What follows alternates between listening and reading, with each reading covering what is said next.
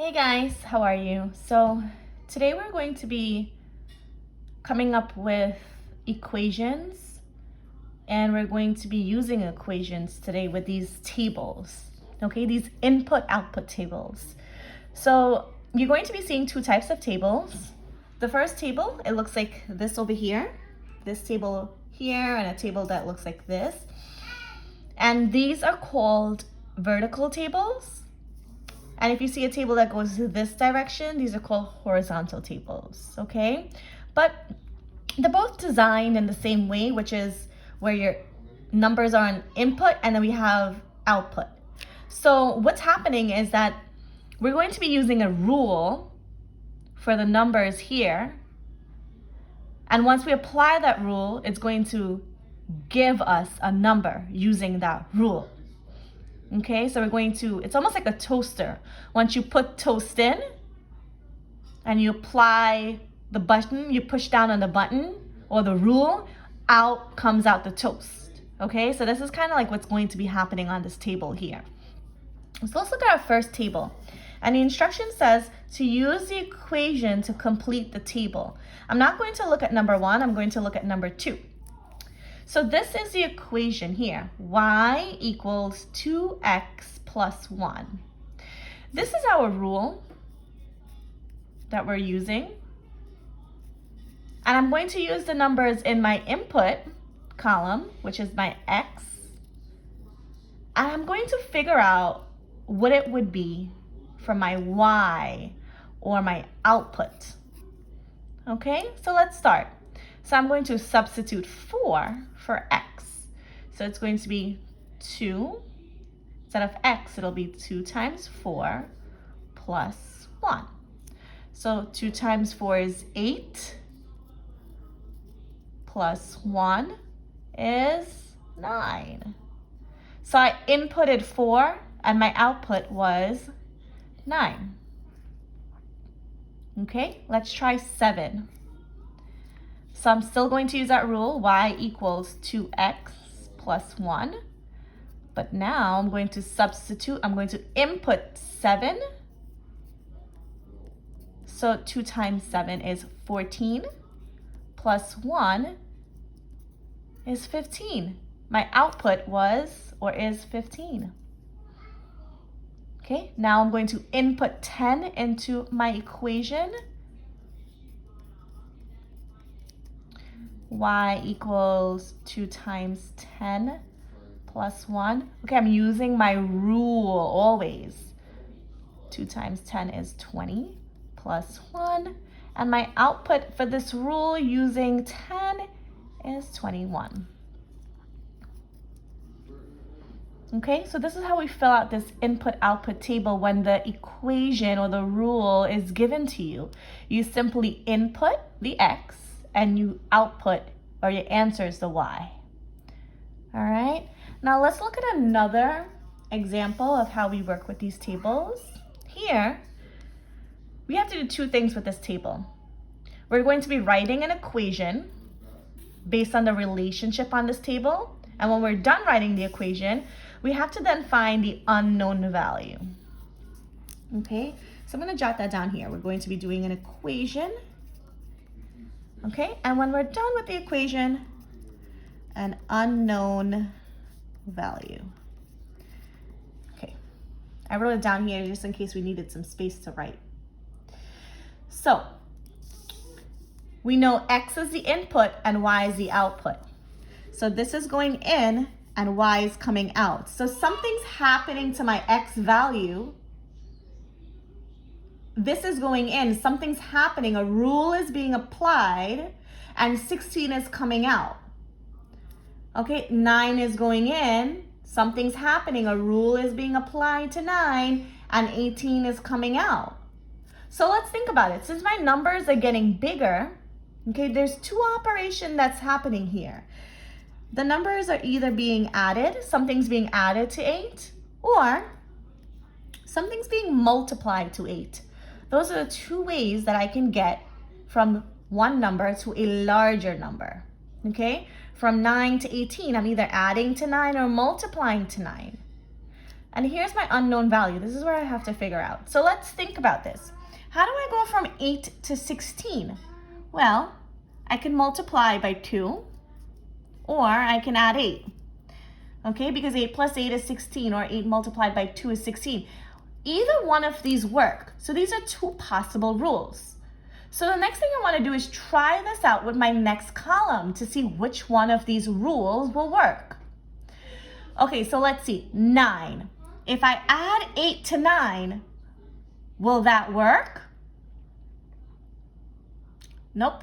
That will give me 17. That didn't work. But what about if I multiply 2? Does that give me 18? It sure does. That seems to be the rule, right? I'm trying to figure out the rule. Okay, so I'm going to skip this one for now because this is what we're trying to figure out. But let's see if this rule applies. 11 multiplied by 2. Does that give me an output of 22? It sure does. So that means I figured out my rule. 10 multiplied by 2 would give me 20 as my unknown value. I was able to figure out my unknown value. So let's think about my equation. What's happening here? The rule was that I'm going to add 8. I'm adding 8 to the x value. Add 8 to x. So how do I turn this rule into an equation? Well, y, your output, is equal to x plus 8. Oh, I'm sorry. Oh.